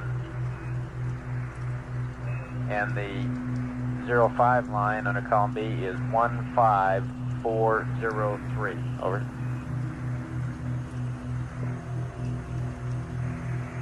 Okay, here we go. I'm line Alpha 31411. 00377 315120050 316130053. In line Bravo 30704 is 34761. 31005 is 15403. Over. Roger, we copy, Jack. Just a reminder to be sure and configure the comm per the pre-sleep checklist. And just for your information, Jack, I hold you at 100,116 miles. I was going to give you a call at 100,000 even, and then I got talking to you. So you've crossed the 100,000 mark right now. Tomorrow, you're probably not going to give us our weather report. You'll be too far out, but we'll probably be starting to hear from the moon, huh? Well, we're not going to see much of the moon, you know. It's going to be pretty dark, so I'll have to keep looking at the Earth. Roger. Pretty good, pretty interesting place. Very interesting place. I'm real sure. And I guess maybe 100,000 miles. My goodness gracious. That's impressive. Yes, sir. You're slowing down all the way, Jack.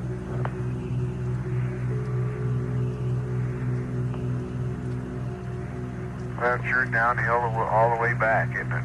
That's for sure.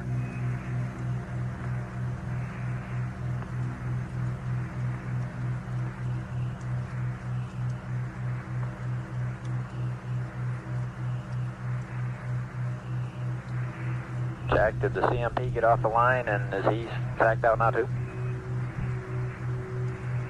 Yeah, I lost both those guys. They decided they wanted to sleep, and I may be rumbling around here for a while, but we all three took Seconal, so I think we'll get sleep before long. Roger. Just give us a call if you need anything, and we'll be watching everything there, and pleasant dreams.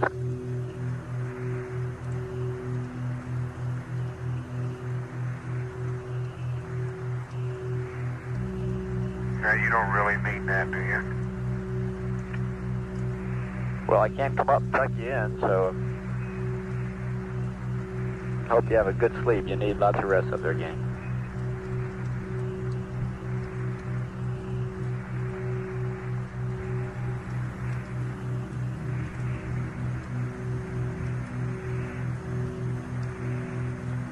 I tell you, Bob, about halfway through this day, I think I acclimated, and I really feel good. I've been eating a lot better, and not the only thing I ever really felt was a slight headache. Really, not the fullness of the head that people described, I guess, but just a little headache. I could have been looking at the Earth too much. I don't know. Roger, Jack. You've been sounding good. Oh, actually, I've been feeling fine. Just none of us have felt like eating, and that's probably normal. And everybody's eating more now, and starting to get the swing of things. Oh, Roger.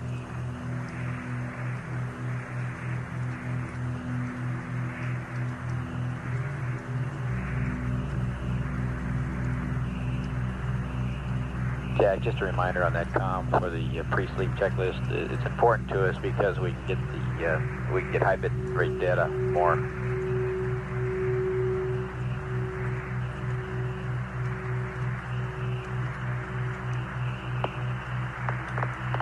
Bobby cut out, but I'm in the comm sleep configuration now. Working that way. Okay, Ed Fidel was shaking his head for a minute now. He says as long as you're working that way.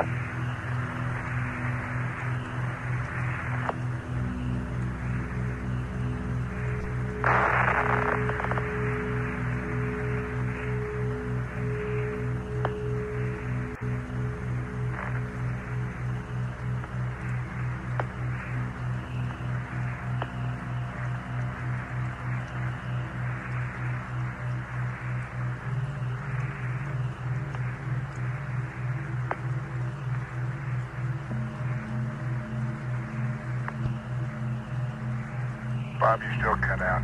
Try it again. No problem, Jack. Just a reminder on the com, that's all.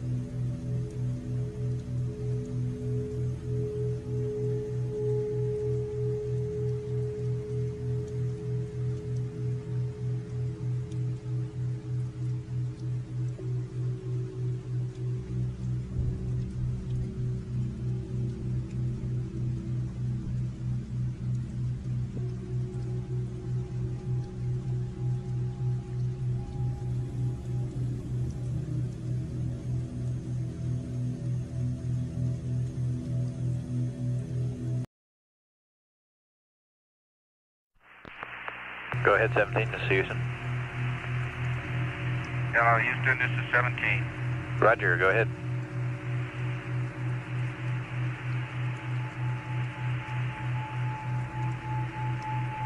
Houston, go ahead.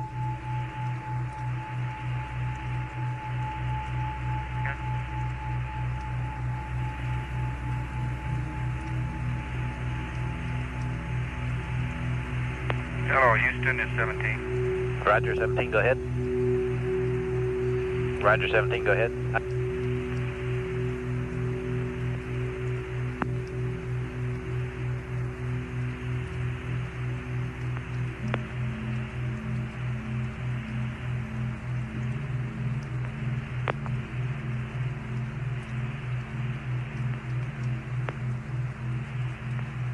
Hello, 17, Houston, you read? Honeysuckle Comtech, Houston Comtech, net 1. Goddard voice, Houston Comtech, net 1.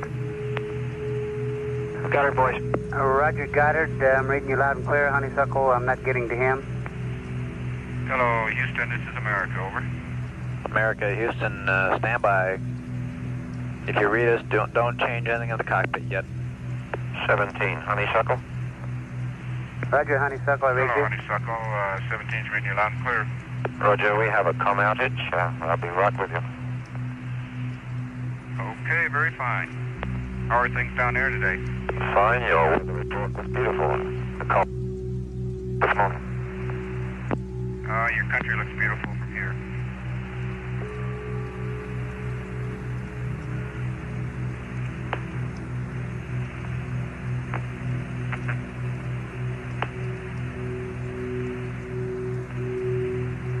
Okay, 17, Houston, how do you read now? We got you, Bob. Okay, that was our network problem, not your problem on board. Okay, thank you. I just figured out what happened to my PTC here. With this exercise, this jack is shaking all of America in all three axes here. Roger, you finally got to 115 on the heart rate. Yeah, my right needles are bouncing back and forth a half a degree. Roger. Gotta find something to pin it on.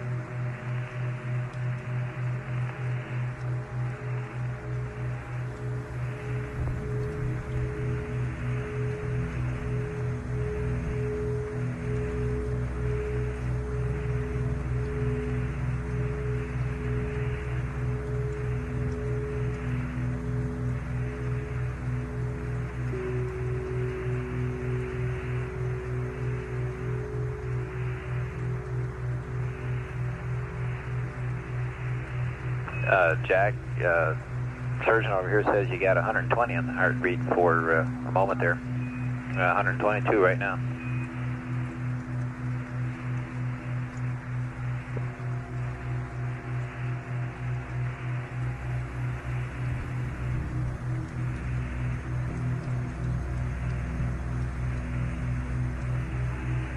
Okay, 130, Jack, 130.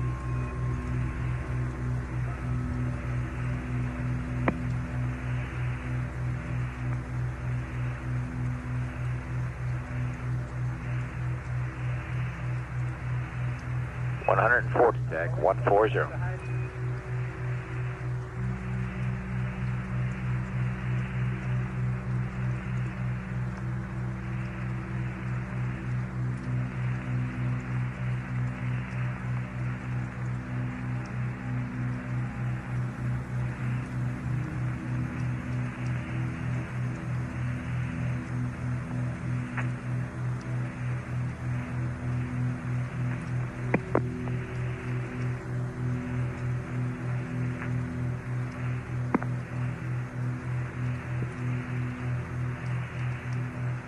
The numbers reported to Jack Schmidt by Capcom are his heart rate. You heard him report a heart rate up to about 140 beats per minute, as Jack is apparently continuing to exercise vigorously with the onboard exerciser. This is aimed, among other things, at keeping the cardiovascular system, which tends to get lazy in zero gravity, in condition.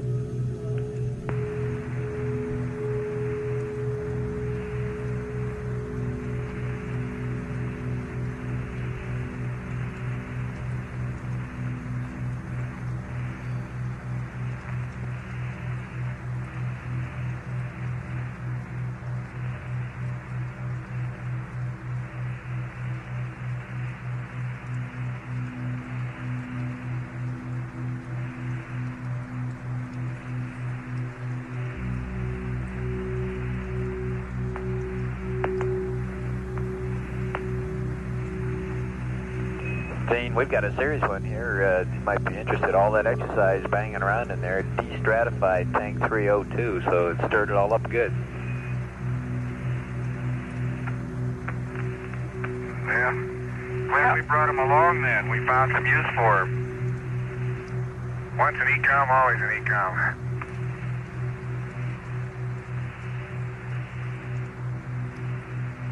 I have to create my own G in order to run in place. Roger.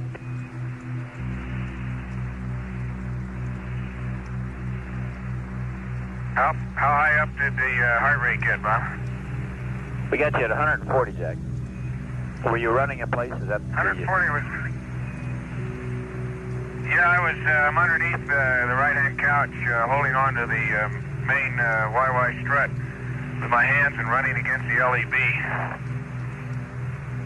Roger, it worked real well, 140, and you were running in the mid-60s, so you picked up about almost 70 beats there, no problem. Surgeon is very happy. Well, I'm happy too. You know, it took a while to find a technique. I got up to 90 with just isometrics, pushing against the couch, and the running is obviously what it takes. All right. But I don't, Bob, I really don't feel, I guess lost it.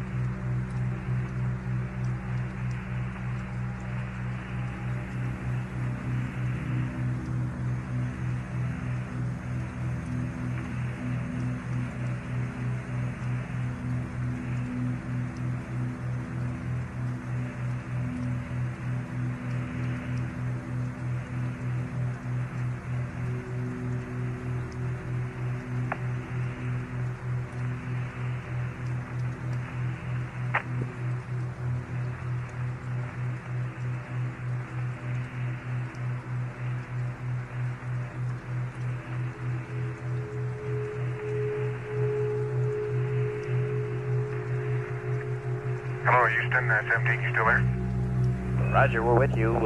We had a little comm problem there as you know, coning on this as we're changing on the antenna, but we're with you. Okay, what's the heart rate right now? Right at standby.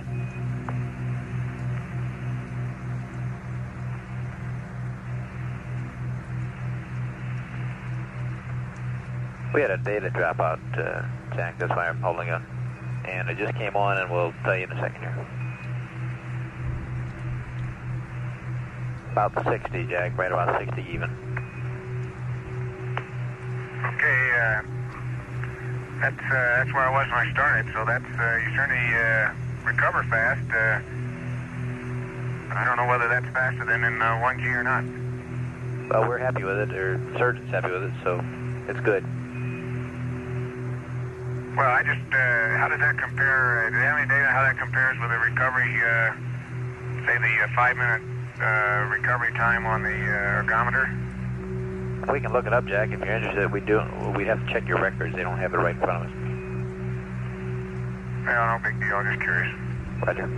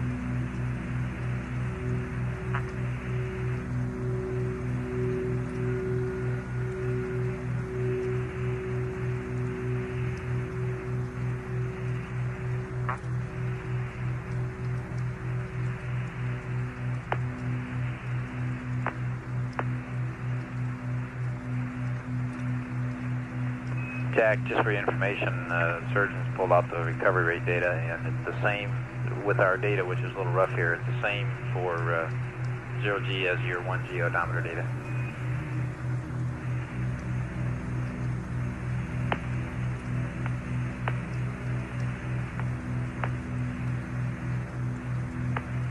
Okay, that's very interesting. Roger.